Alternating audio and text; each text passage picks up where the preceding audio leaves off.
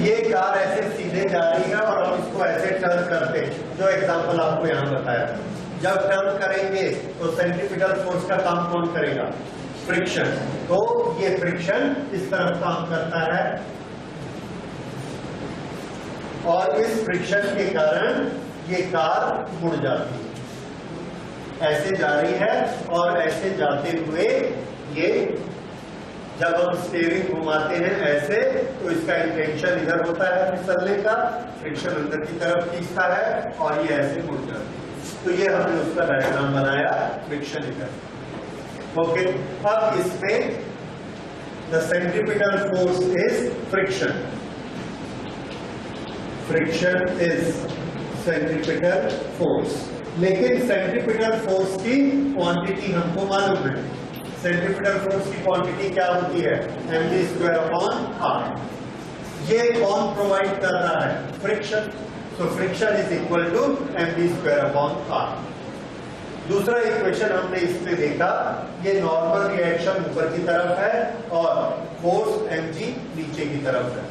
तो यहां पर हमको इस लाइन में क्या इक्वेशन मिलता है?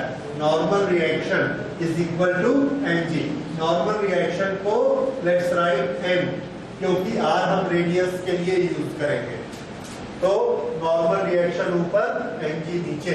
So we get the other equation, normal reaction is equal to mg। अब इन दोनों को हमने डिवाइड कर दिया, so this is friction force divided by normal reaction. This is equal to mv²/r into mg। फ्रिक्शन किसके बराबर होता है? Mu into normal reaction. So this we can write as mu into normal reaction upon normal reaction. This is equal to, this is cancelled, v²/rg, and n is also cancelled. So what we get here is v² is equal to mu rg. What is this r? r is radius of the turning. ये जिस जगह से ऐसे turn होगी, ये vehicle जहां ऐसा turn होगा, ये एक सर्कल का पार्ट है और इस सर्कल का जो रेडियस है वो कितना है? r। ये वो वाला r है। तो अगर ये r बड़ा है तो मतलब बड़ी दूर से हम सर्कल बना रहे हैं, और अगर r छोटा है तो मतलब छोटा सा सर्कल बना रहे हैं। ये वो r है। What is v? वेलोसिटी। यहाँ पे कार जिस वेलोसिटी से जा रही है, ये इसकी वेलोसिटी है v, ये वो v, और m उसका मास। ओके, तो ये हमारा निकला relation v² is equal to mu into r into g। इससे ये पता लगा कि वेलोसिटी, रेडियस और कोएफिशिएंट ऑफ फ्रिक्शन ये आपस में रिलेटेड होते हैं, लेकिन इसमें मास नहीं है। इसका ये मतलब है कि ये जो रूल है, इसमें व्हीकल का हल्का होना, भारी होना डज नॉट मैटर, राइट। सिर्फ कोएफिशिएंट ऑफ फ्रिक्शन काम करेगा। दोनों सरफेस कैसी हैं, टायर का रबर और रोड, इन दोनों के बीच में कितना फ्रिक्शन है उस पर डिपेंड करता है। इससे हमको पता क्या चलता है? इससे हमको ये पता चलता है म्यू rg।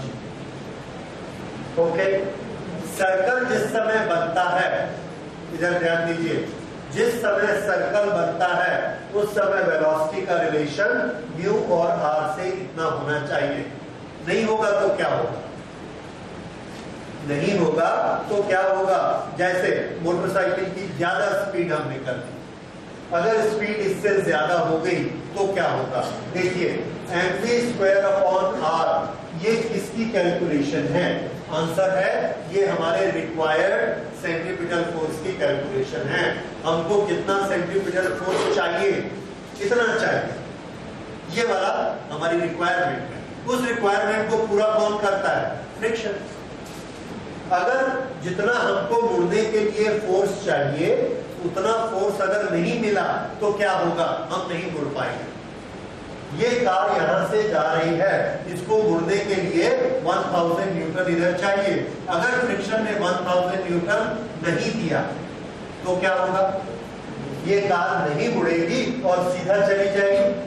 अब सड़क ऐसे मुड़ रही है और कार सड़क से उतर के यहाँ नीचे चली गई, पलट गई, तो हम क्या कहते हैं, कार स्किड हो गई। एक्चुअल कार स्किड नहीं हुई है, कार ने क्या किया है, अपना सीधा रास्ता रखा है, लेकिन रोड मुड़ गई है और हम कार को मोड़ नहीं पाए। क्यों नहीं मोड़ पाए? क्योंकि जितना सेंट्रीपिटल फोर्स चाहिए था उसको खींच के मोड़ने के लिए उतना हम नहीं दे पाए। हमने रिस्पॉन्सिबिलिटी किसको दी थी, फ्रिक्शन को। फ्रिक्शन कम पड़ गया, लेकिन फ्रिक्शन की शिकायत क्या है कि फ्रिक्शन इसके बराबर होता है और आपने v को लिमिट से ज्यादा कर दिया। अगर हम वेलोसिटी बढ़ा देते हैं तो हम अपनी रिक्वायरमेंट को बढ़ा लेते हैं, और उतना अगर फ्रिक्शन नहीं मिलेगा तो क्या होगा, कार सीधी जाएगी और स्किड हो जाएगी। इसलिए वेलोसिटी हमारी कितनी होनी चाहिए, इतनी होनी चाहिए।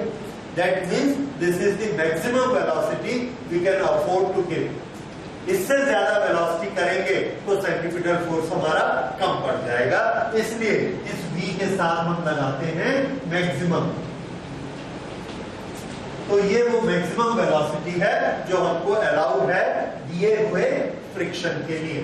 v maximum is equal to mu r g।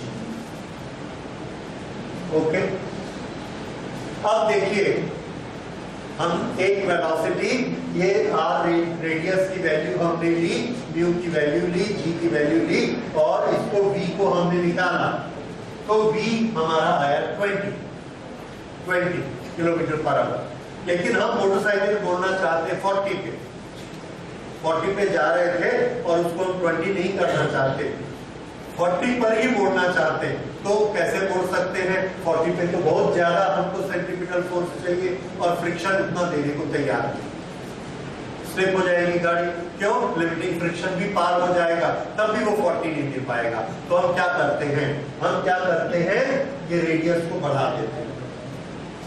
अगर हम रेडियस को बढ़ा देंगे तो v की कैलकुलेशन बढ़ गई, उसका मतलब मैक्सिमम v अलाउड हमारा बढ़ गया।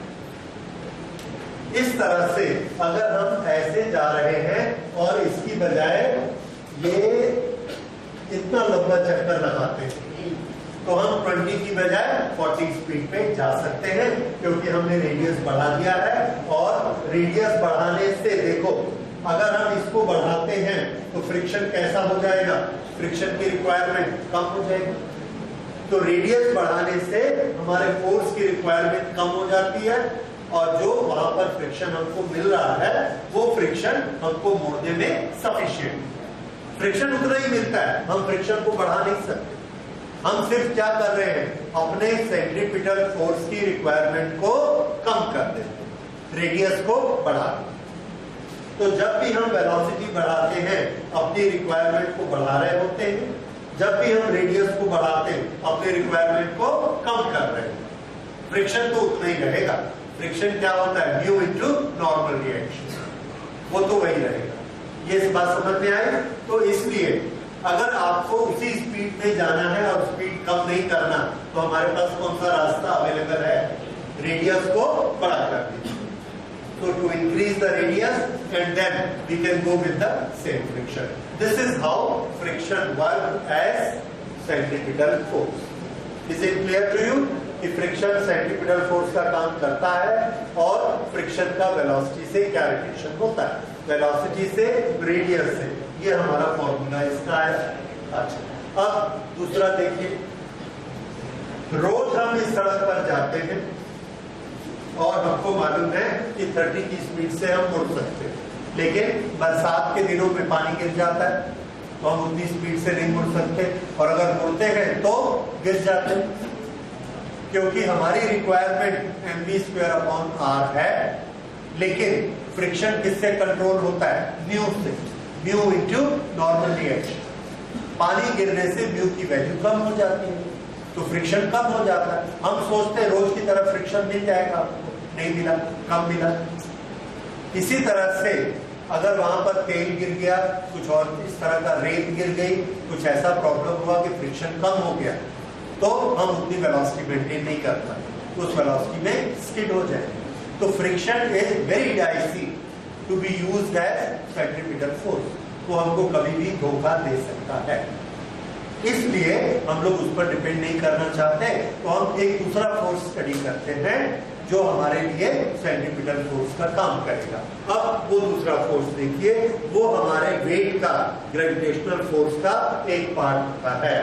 वो किस तरह से काम करता है उसे देखिए। सेंट्रीपिटल फोर्स, ये ग्राउंड है और ग्राउंड पर साइकिल ऐसे जा रही है। ये साइकिल ऐसे जाते हुए ये रास्ता ऐसे मुड़ता है।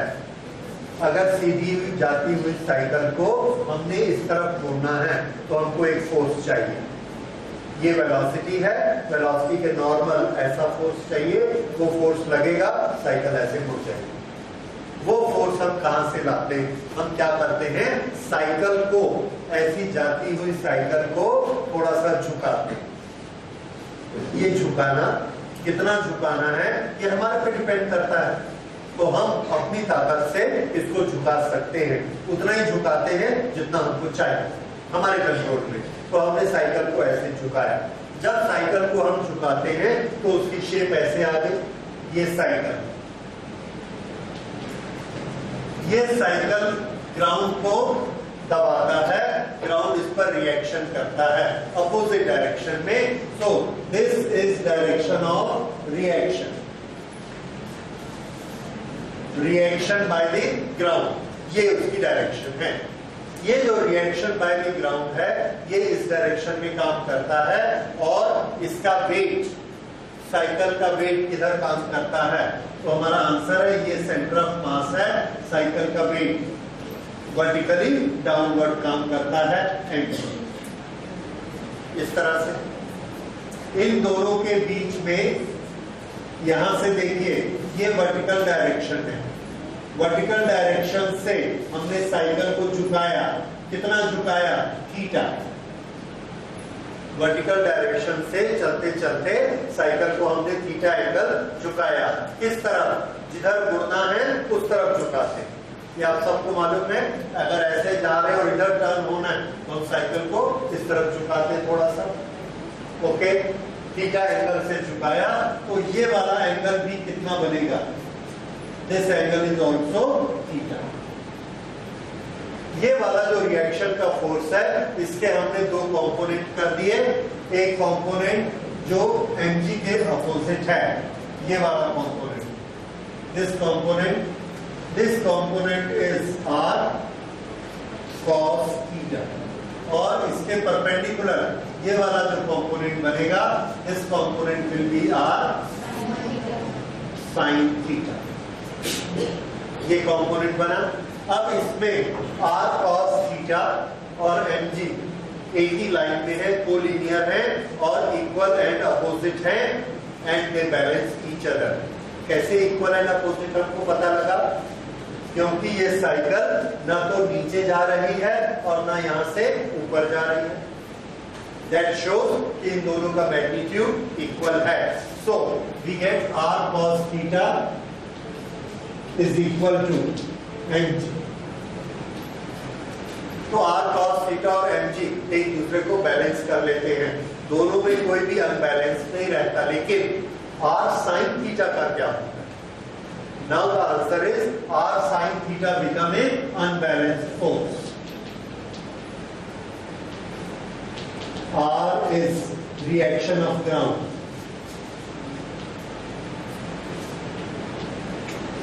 Resolved along r cos theta. r cos theta कैसा है? Vertical. And r sin theta, r sin theta कैसा है? Horizontal.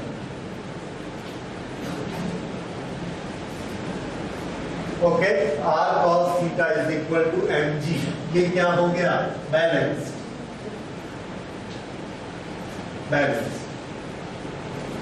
Okay, r sin theta is unbalanced.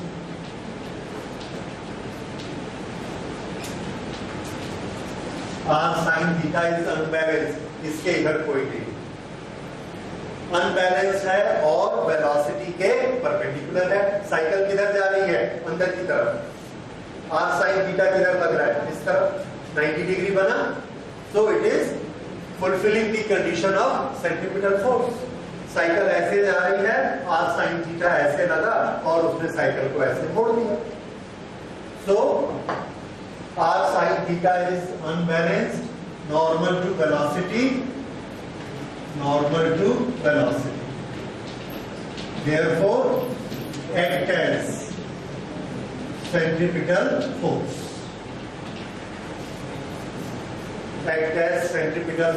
Now what is quantity of centripetal force?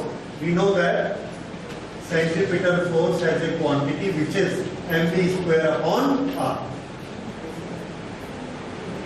ये हम लोग कल डिस्कस कर चुके हैं. v square upon r is centripetal acceleration and mv square upon r is centripetal force. Okay, r sin theta is mv square upon r. This एक equation और क्या है हमारे पास, r cos theta is equal to mg. Now we divide the two. Divide करने से normal reaction gets cancelled and here we get tangent theta is equal to this is v square upon rg and this gives us v equal to rg tan theta, rg tan theta.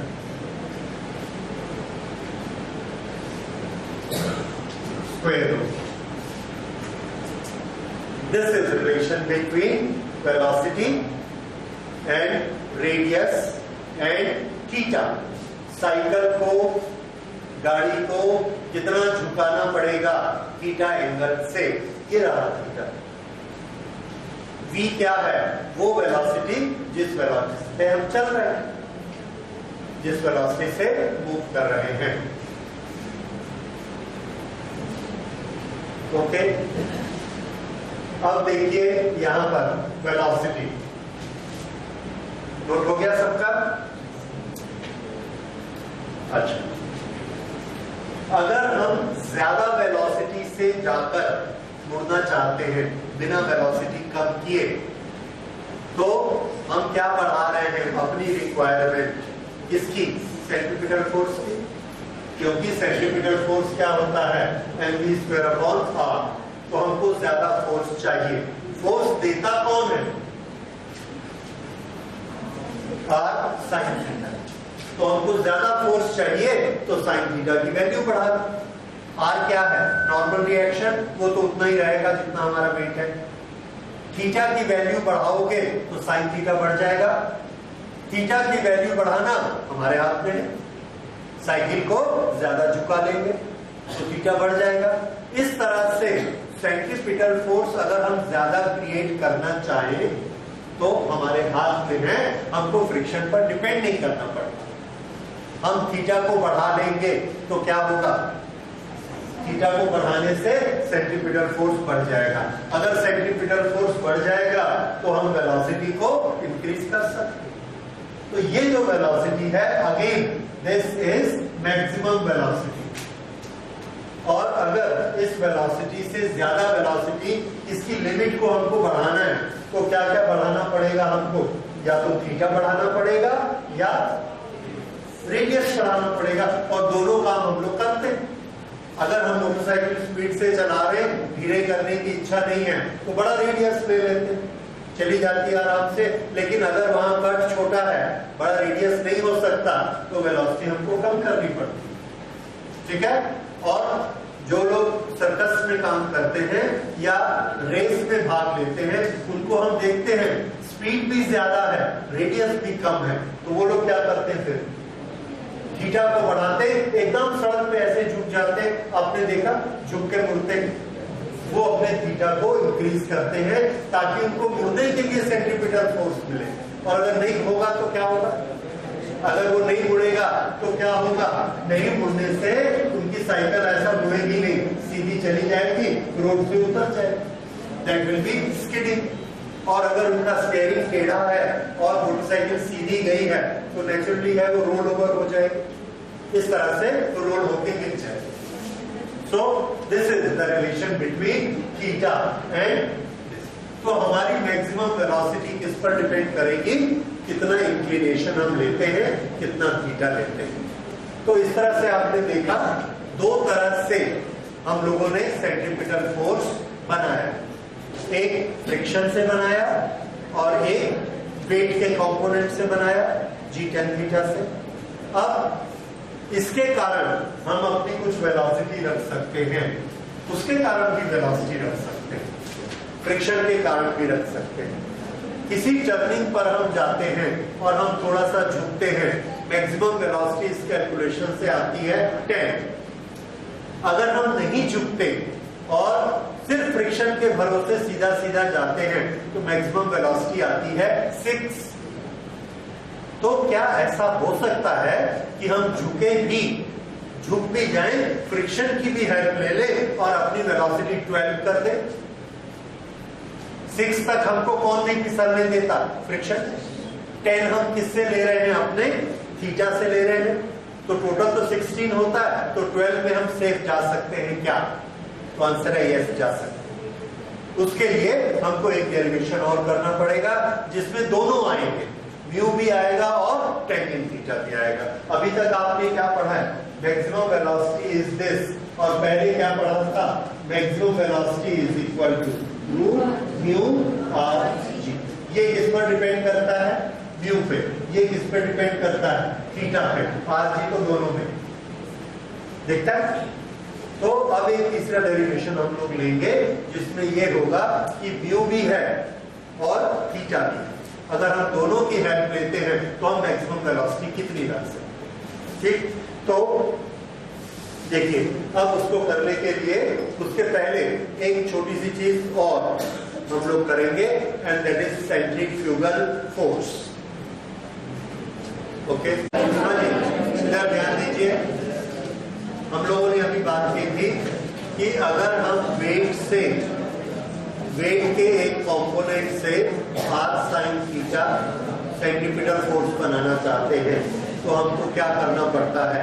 Cycle को ऐसे झुकाना पड़ता है, उससे create होता है। लेकिन अगर हमारा व्हीकल साइकिल नहीं है, कार है, तो कार को हम ऐसे टेढ़ा नहीं कर सकते। 4 व्हीलर है तो उसके लिए हम क्या करते हैं कि जैसे ही रोड टर्न स्टार्ट होती है, रोड का एक किनारा ऊंचा कर देते, एक किनारा ही ऊंचा कर देते और रोड ऐसी बना देते।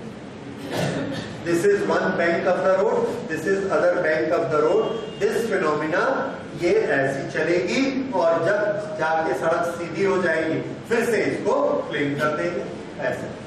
तो जितनी देर तक ये ऐसे टर्न होती है, एक किनारा कैसा रहता है? ऊंचा। अगर ये किनारा ऊंचा है तो इसके ऊपर जो कार खड़ी है वो भी कैसी हो जाएगी? टेढ़ी हो जाएगी। टेढ़ी होने से हमको r sin थीटा मिल जाएगा। अगर ये ऐसा होता तो थीटा की वैल्यू वर्टिकल के साथ क्या है? 0। r sin थीटा कितना मिलेगा? 0। और अगर हमने इसको ऐसा टेढ़ा कर दिया, फ्लोर को ही टेढ़ा कर दिया, तो कार भी टेढ़ी हो जाएगी और उससे हमको थीटा की वैल्यू मिलेगी, उससे r sin थीटा मिलेगा और वो हमारा सेंटीमीटर का काम करेगा। तो ये वाला जो फिनोमिना है, this is known as banking of the road. ये बैंकिंग ऑफ द रोड अभी हम लोग डिटेल में करेंगे। फिलहाल देखिए, ये हमने बैंकिंग ऑफ द रोड यहां पर की। ये बैंकिंग ऑफ द रोड, एक किनारा ये सड़क का हमने ऊंचा किया, यहां पर कार ऐसे जा रही है और बड़ी स्पीड से टर्न होती है। तो यहां पर जब ये टर्न लेती है उस समय कौन कौन से फोर्सेस काम करते हैं? देखिए, ये नॉर्मल रिएक्शन है, यहां पर 90 डिग्री बनाता हुआ नॉर्मल रिएक्शन। यहां पर एनजी नीचे की तरफ काम करता है, इस नॉर्मल रिएक्शन के हमने दो कंपोनेंट किए। ये वाला जो एंगल है, दिस एंगल इज थीटा, जो ये एंगल है वही ये एंगल है, then we can prove this is theta. तो ये वाला कंपोनेंट कितना हो जाएगा? n cos theta. जब ये ऐसे टर्न करती है तो इस तरफ एन कॉस थीटा के परपेंडिकुलर कौन काम करता है? N sine theta. ये इधर काम करता है, एन कॉस थीटा ऊपर, एन साइन थीटा इधर। अब जब ये कोई भी व्हीकल ऐसे टर्न करेगा तो फ्रिक्शन किधर काम करता है? अभी अभी हम लोगों ने किया था, friction act as centrifugal force. किस तरफ काम करेगा? सेंटर की तरफ। और ये वाला व्हीकल ऐसे टर्न हो रहा है, जब ऐसे टर्न हो रहा है तो फ्रिक्शन भी इधर काम करेगा। ओके, फ्रिक्शन यहां कहां काम करेगा?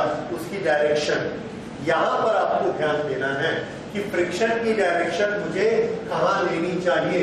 ये देखिए, ये है डायरेक्शन नंबर 1 और ये है डायरेक्शन नंबर 2। बताइए फ्रिक्शन नंबर 1 पे है कि नंबर 2 पर है?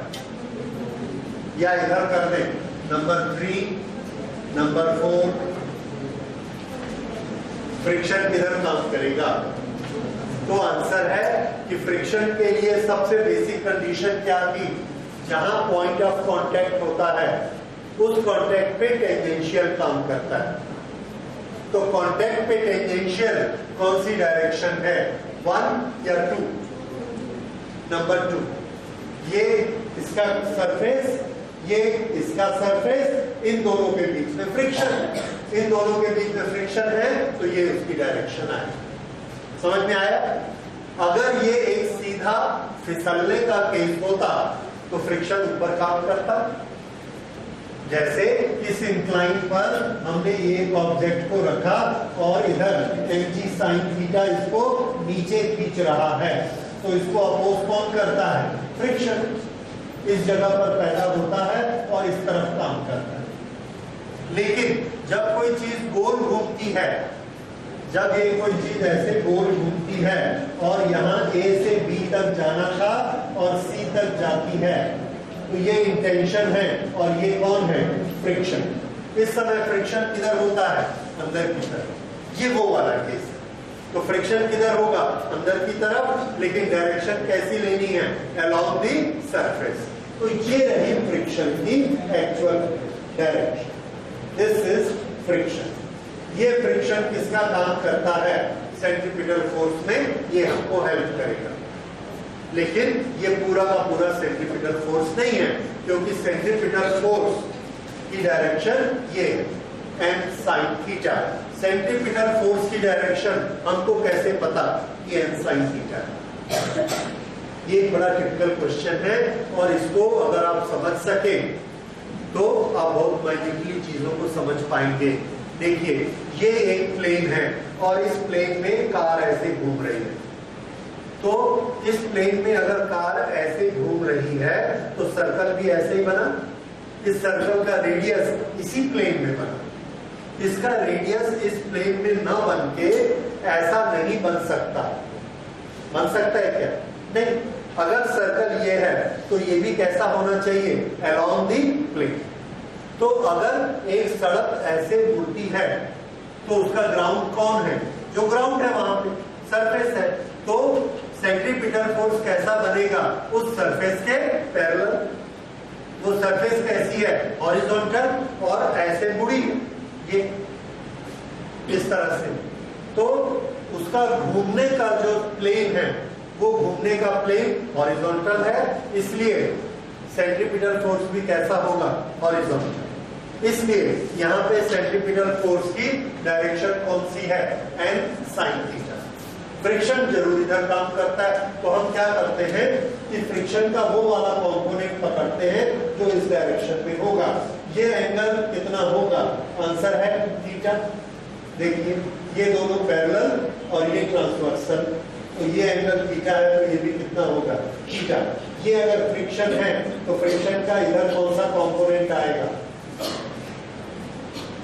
फ्रिक्शन का इधर का कंपोनेंट क्या हो जाएगा? Friction cos theta. और इसके परपेंडिकुलर कौन सा कंपोनेंट होगा? Friction sign. तो फ्रिक्शन के ये जो सेंट्रीपिटल फोर्स बनना चाहता था, इसके हमने दो कंपोनेंट कर लिए। ये है फ्रिक्शन कॉस थीटा और ये है फ्रिक्शन साइन थीटा। ये हमारे टोटल फोर्सेस हो गए। फिर से देखिए ये क्या है, नॉर्मल रिएक्शन। नॉर्मल रिएक्शन के दो पार्ट हमने कर दिए, एक n cos थीटा और एक n sin। ये फ्रिक्शन था, फ्रिक्शन के भी दो पार्ट कर दिए, एक इस डायरेक्शन में फ्रिक्शन cos थीटा क्योंकि ये एंगल थीटा है, और ये वाला फ्रिक्शन sin। क्यों ऐसा किया? क्योंकि सेंट्रीपिटल फोर्स इस डायरेक्शन में होता है। अब इसमें ये दोनों एक दूसरे को बैलेंस कर लेते हैं। ये दोनों कौन कौन है देखिए, ऊपर काम करता है n cos theta, n cos theta, this is equal to mg plus friction sin theta. Okay, so here mg is equal to n cos theta minus friction sin theta. Friction का फॉर्मूला आपको मालूम है, friction is equal to mu into normal reaction. ये friction का formula होता है, उस फॉर्मूले को हमने यहाँ यूज किया, तो ये क्या हो जाएगा, ये इधर गया तो माइनस हो गया, माइनस फ्रिक्शन को क्या लिखना है, mu into n into sine. तो ये आ गया mg और ये n cos थीटा इधर चला गया और ये चला गया। मैथमेटिकली आप लोग कर सकते हैं, इसको समझ सकते हैं। इस तरह से दो स्टेप में ये सिंगल बन गया। इसमें हमने n को कॉमन निकाल लिया, so this is cos theta minus mu sine. This is equal to mg। Okay, इसको यही छोड़ देते हैं। अब हॉरिजॉन्टल में लेते हैं। इन हॉरिजॉन्टल डायरेक्शन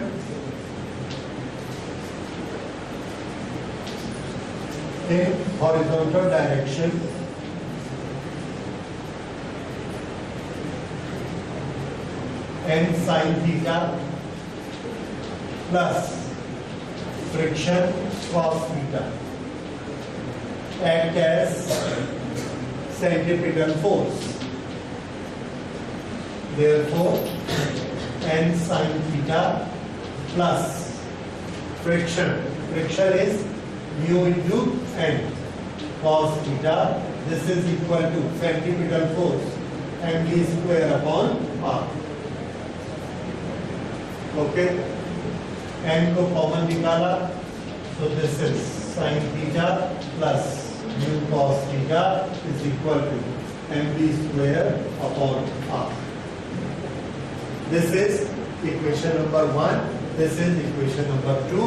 इसमें हम चाहे तो mv square upon r इधर लिख सकते हैं, mv square upon r.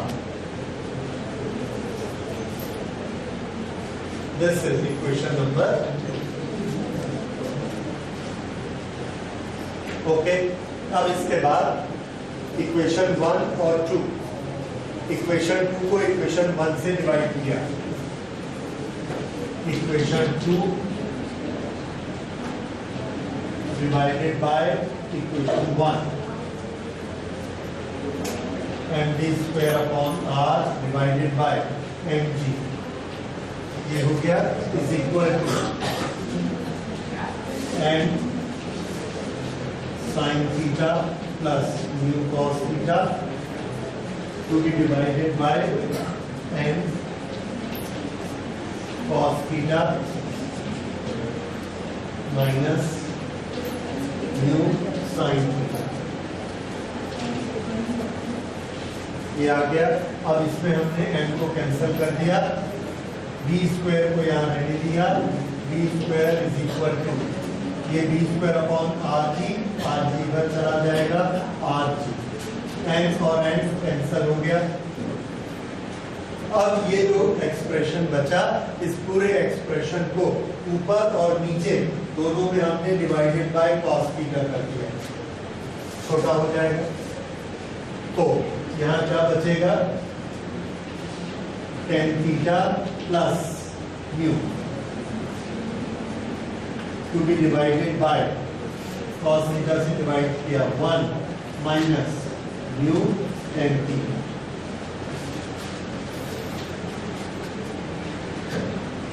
This is v square, v लेंगे तो इसका स्क्वायर,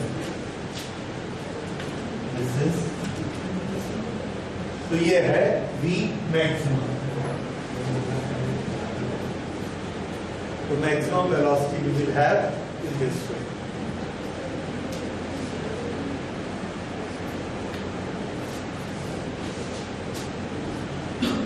अब इसमें मैक्सिमम वेलोसिटी किस पर डिपेंड करती है, तो हम देख रहे हैं थीटा पे भी डिपेंड करती है और u पे भी डिपेंड करती है। थीटा बढ़ाते जाएंगे तो भी वेलोसिटी बढ़ेगी, u बढ़ेगा तो भी वेलोसिटी बढ़ेगी, r बढ़ेगा तो भी वेलोसिटी बढ़ेगी। ये दोनों का कंबाइन। ये वो डेरिवेशन है जो आपकी एनसीईआरटी बुक में भी दिया है, और अगर एग्जाम में आता है u और थीटा दोनों पे, तो आपको इसको बनाना है, राइट। 3 मार्क्स में आता है तो वो सिंगल वाला करके नहीं आएंगे, that is good enough for 1 और 2 मार्क्स। 3 मार्क्स क्वेश्चन में आपको इसको बनाना है। सेंट्रीफ्यूगल फोर्स हमने अभी पढ़ा, एक व्हीकल सीधा जा रहा है, यहां पर पहुंचता है और हमने इसको टर्न करना है, क्योंकि जिस रोड पर हम जा रहे हैं वो रोड आगे ऐसे टर्न हो जाती है। अगर हमने टर्न करना है तो हम स्टीयरिंग को घुमाते हैं, हैंडल को घुमाते हैं, तो ये वाला ए पॉइंट जिसको बी पर जाना चाहिए था, उसकी बजाय हम कहां ले जाते हैं, इसको सी पर ले जाते हैं, सी पर ले जाते हैं। अब सी से इसका इंटेंशन कहां जाने का है, सी से इसका इंटेंशन बी ले जाने का है, और इस इंटेंशन को कौन रोकता है, इसको अपोज कौन करता है, फ्रिक्शन। ये friction, so friction acts as centripetal force, centripetal। मान लीजिए यहां पर ग्राउंड में ऑयल पड़ा हुआ है, पानी पड़ा हुआ है, और फ्रिक्शन बिल्कुल बिल्डअप नहीं हुआ। अगर फ्रिक्शन बिल्डअप नहीं हुआ तो क्या होगा, इसको एक धक्का लगेगा और ये कहां पहुंच जाएगा, बी पे पहुंच जाएगा। तो हमने ऐसे जाते हुए साइकिल को, मोटरसाइकिल को टर्न किया, तो हम क्या देखते हैं कि मोटरसाइकिल को टर्न नहीं हुई, एक पुश पड़ा और मोटरसाइकिल इधर सीधी चली गई, सामने सड़क से उतर गई। किसने हमको यहां वापस धकेल दिया, हमको क्या लगता है कि किसी ने हमको बाहर की तरफ ढकेला, ये इस डायरेक्शन। अगर ये फ्रिक्शन नहीं होता तो ये कहां जाता, इधर ऐसे, कोई ना कोई इसको बाहर ले जा रहा है।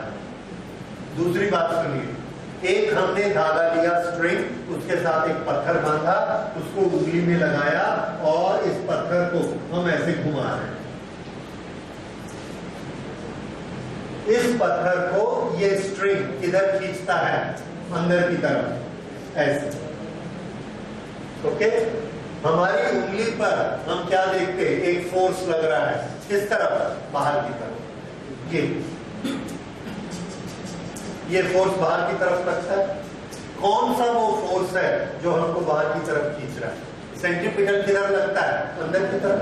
तो ये तो सेंट्रीपिटल फोर्स है जो पत्थर को अंदर खींच रहा है। हमारी उंगली को बाहर कौन खींचता है, तो उस फोर्स का हमने नाम रखा सेंट्रीफ्यूगल। वो फोर्स इसको बाहर की तरफ खींचता है, सेंट्रीफ्यूगल। फिर से देखिए, ये हमको कहाँ एक्सपीरियंस होता है, अपनी उंगली पे एक्सपीरियंस होता है। कहाँ लगता है, ये घूमने वाली बॉडी पे लग रहा है।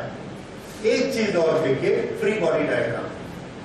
जब हम ये कहते हैं कि इस पत्थर को हम ऐसे गोल घुमा रहे हैं, तो इस पर कौन सा फोर्स लग रहा है, सेंट्रीपिटल। सेंट्रीपिटल फोर्स इसको अंदर खींचता है, इसलिए ये मुड़ता है। ओके, हमने इसका फ्री बॉडी डायग्राम बनाया। फ्री बॉडी डायग्राम में कितने फोर्स लग रहे हैं इससे, एक सेंट्रीपिटल फोर्स। और हमारा नियम क्या कहता है कि अगर एक फोर्स लगता है then it should have acceleration in that direction, तो इसको इधर जाना चाहिए, ठीक है। तो हम क्या देखते हैं, ये इधर तो जाता नहीं है, इधर नहीं जाता है, तो हम उसके लिए एक कल्पना करते, इमेजिनेशन करते कि जरूर इस पर इक्वल एंड अपोजिट फोर्स लग रहा होगा। ये बात, अब ये दोनों फोर्स एक दूसरे को बैलेंस कर लेते हैं, तो ये ना इधर जाता है ना इधर जाता है, और ये कैसा जाता है, स्ट्रेट ऐसे। ये सोचने का एक तरीका है, दूसरे तरीके भी हो सकते हैं। दूसरे तरीके से हमने पहले सोचा हुआ है कि इसकी वेलोसिटी यहाँ ऐसी थी, बाद में जाके इसकी वेलोसिटी ऐसी हो गई, there is a change in velocity, this velocity change is centripetal acceleration and that is due to centripetal force. पर जनरल फ्री बॉडी डायग्राम में हम क्या देखते हैं कि ठीक इस पॉइंट पर अंदर की तरफ एक फोर्स लग रहा है और ये अंदर नहीं जा रहा। अगर ये अंदर नहीं जा रहा है तो जरूर इसके इक्वल एंड अपोजिट दूसरा फोर्स होगा, और इस फोर्स का हमने क्या नाम रखा, सेंट्रीफ्यूगल। तो सेंट्रीफ्यूगल फोर्स क्या करता है, सेंट्रीफ्यूगल फोर्स गोल घूमने वाली चीज को हमेशा बाहर की तरफ ले जाने की कोशिश करता है। यहां पर देखिए, अगर ये फ्रिक्शन कम पड़ेगा तो ये सी से बी की तरफ बाहर की तरफ जाएगा, कोई ना कोई ले जाने वाला फोर्स है जो इसको ले जाएगा। उस फोर्स का हमने नाम क्या रखा है, सेंट्रीफ्यूगल फोर्स, सेंटर से बाहर की तरफ जाने वाला फोर्स। ये एक उंगली से पत्थर को घुमा रहे हैं, पत्थर को जो बाहर की तरफ फेंकता है उसका नाम क्या है, सेंट्रीफ्यूगल फोर्स। यहाँ पर भी कोई भी चीज गोल घूमती है, बाहर की तरफ जो फोर्स लगता है वो है सेंट्रीफ्यूगल फोर्स। उस सेंट्रीफ्यूगल फोर्स को कैंसल कौन करता है, सेंट्रीपिटल फोर्स। तो इस तरह से ये सेंट्रीफ्यूगल फोर्स इस तरह हमारे कॉम्प्लिकेशन को बढ़ा देता है कि सेंट्रीफ्यूगल एक और फोर्स आ गया। अब इसके लिए आपको एक चीज याद रखनी है कि सेंट्रीपिटल फोर्स का रोल कोई ना कोई प्ले करता है, भले ग्रेविटेशनल फोर्स हो, इलेक्ट्रिकल फोर्स हो, टेंशन का फोर्स हो, फ्रिक्शन का फोर्स हो, सेंट्रीफ्यूगल कौन प्ले करता है? तो आंसर है कि सेंट्रीफ्यूगल कोई प्ले नहीं करता है, क्योंकि सेंट्रीफ्यूगल फोर्स होता ही नहीं है। अब सेंट्रीफ्यूगल फोर्स होता है कि नहीं होता है, तो आंसर है सेंट्रीफ्यूगल कोई फोर्स नहीं होता है। लेकिन हम उसको पकड़ के सारी कैलकुलेशन कर लेते हैं और फिर बाद में बोल देते कि तुम तो फोर्स हो ही नहीं। फोर्स नहीं होता है, इसका क्या सबूत है? इसका सबूत ये है कि जिस समय हम इस स्ट्रिंग से इसको ऐसा घुमा रहे हैं, हम क्या सोच रहे हैं, अंदर काम कर रहा है सेंट्रीपिटल, बाहर काम कर रहा है सेंट्रीफ्यूगल, दोनों ने एक दूसरे को बैलेंस किया हुआ है, इसलिए ये पत्थर ना अंदर जाता है ना बाहर जाता है। ठीक है, अब इसको काट दीजिए, ये स्ट्रिंग को, धागे को हमने काट दिया। काटने से अब कौन सा फोर्स बचा, सेंट्रीफ्यूगल। कहां ले जाएगा उसको, बाहर। पर हम देखते क्या है, पत्थर बाहर नहीं जाता, ये ऐसा सीधा ही चला जाता, बाहर नहीं जाता। अगर फोर्स होता तो उसको बाहर ले जाता, पर फोर्स नहीं है इसलिए नहीं ले गए। इसका मतलब सेंट्रीफ्यूगल फोर्स एक झूठा फोर्स है, सिर्फ एक इमेजिनरी फोर्स है, एक रिएक्शनरी फोर्स है। इसके लिए हम शब्द यूज करते हैं, it is a pseudo force.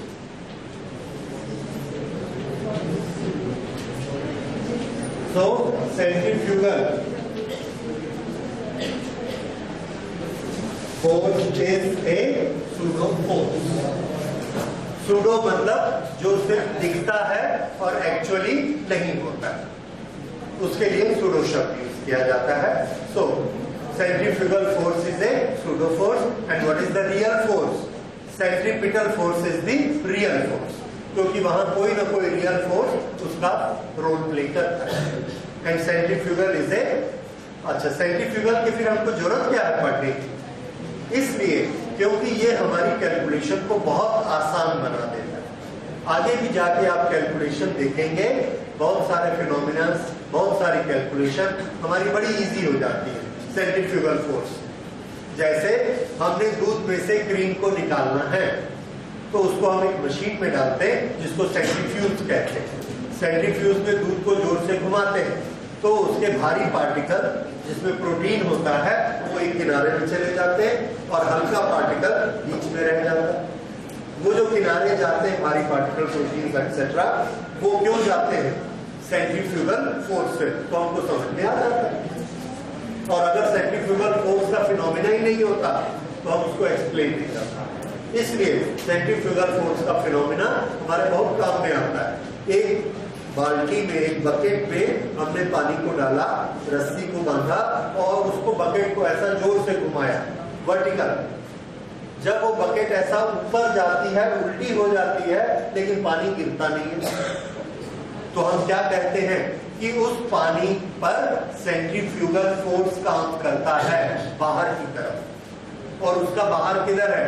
बाल्टी ऐसे उल्टी है और जहां पर बकेट ऐसा उल्टी है ये, और इसमें ऐसा पानी भरा हुआ है, इधर हमने रस्सी से पकड़ा और ये स्पीड से ऐसा जा रही है, तो सेंट्रीफ्यूगल किधर काम करेगा?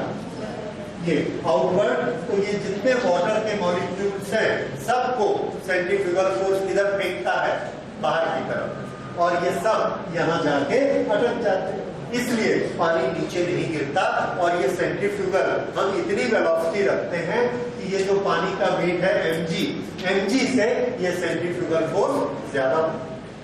जब ये ज्यादा होता है तब ये mg कम पड़ जाता है और इसका फोर्स ऊपर की तरफ होता है, पानी नीचे नहीं गिरता। और ये प्रैक्टिकल हमने सब में करके देखा होता है। तो इस तरह से सेंट्रीफ्यूगल फोर्स से हम इसको बड़े अच्छे से समझ सकते हैं। इसी चीज को अगर मैं आपको सेंट्रीपिटल से समझाऊंगा तो समझा नहीं पाऊंगा, और समझाऊंगा तो आप समझेंगे। ये थोड़ा सा प्रॉब्लम होता है, इसलिए सेंट्रीफ्यूगल हमारे को बहुत हेल्प करता है इसको समझने के लिए। ओके, तो ये सेंट्रीफ्यूगल फोर्स है। अब इसके बाद हम लोग वापस उस पर आते हैं कि अगर एक ऑब्जेक्ट पर हम यूज कर रहे हैं वेलोसिटी भी और इंक्लिनेशन भी, दोनों चीजें यूज करते हैं, तो मैक्सिमम वेलोसिटी हम कितनी रख सकते हैं? ध्यान दीजिए, एक छोटी सी चीज है, फोर्स के जब हम इक्वेशंस बनाएंगे, आगे हमको फोर्स के सब न्यूमेरिकल्स करने हैं, दो तरह की सिचुएशन आएगी। इंक्लाइन प्लेन पर ये बॉक्स रखा है, ये ग्राउंड को दबाता है और ग्राउंड इस पर रिएक्ट करता है। किस फोर्स से? Normal reaction. इस नॉर्मल रिएक्शन के हमने दो कंपोनेंट किए, एक वर्टिकल और एक हॉरिजॉन्टल। उस समय r cos थीटा किसके बराबर होता है? mg। r cos theta is equal to mg और r sin theta is equal to mv square upon r, या और जो भी हम बनाना चाहें। यहां पर देखिए mg नीचे काम करता है, ये थीटा है, तो mg cos थीटा किसके बराबर है? r is equal to mg cos theta. और mg sin थीटा जो भी इधर फोर्स होगा, जैसे फ्रिक्शन वगैरह है, नहीं है फ्रिक्शन, तो mg sin थीटा इसको is equal to mass into acceleration नीचे खींच के ले आएगा। mg sin theta that is friction. ये दोनों सिचुएशन हमने पढ़ी है। तो r किसके बराबर होता है? r cos थीटा mg के बराबर होता है, या r mg cos थीटा के बराबर होता है? ये क्वेश्चन कभी कभी आपको परेशान करेगा कि कोई न्यूमेरिकल हम ऐसे सॉल्व कर लेते हैं और कोई न्यूमेरिकल हम ऐसे सॉल्व कर लेते हैं। ये कैसा चक्कर है? तो देखिए, याद रखिए, इसमें इस पर डिपेंड करता है कि हमको ये वाला कंपोनेंट कैसा चाहिए। जब हमको ये कंपोनेंट अलोंग द प्लेन चाहिए, क्यों अलोंग द प्लेन चाहिए? क्योंकि फ्रिक्शन कैसा रहता है? Along the plane. तो फ्रिक्शन के मुकाबले के लिए हमको क्या चाहिए? Along the plane. तो हम mg के दो टुकड़े करेंगे, mg के दो कंपोनेंट करेंगे, mg cos theta and mg sin theta. उस समय r किसके बराबर होगा?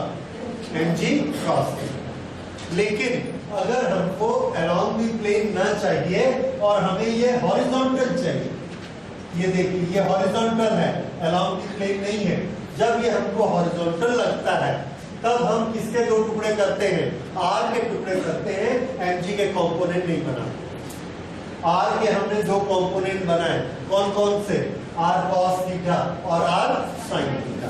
अब आर कॉस थीटा को किसके बराबर कर देंगे, mg के, और आर साइन थीटा से हम अपना हॉरिजॉन्टल फोर्स का काम करेंगे।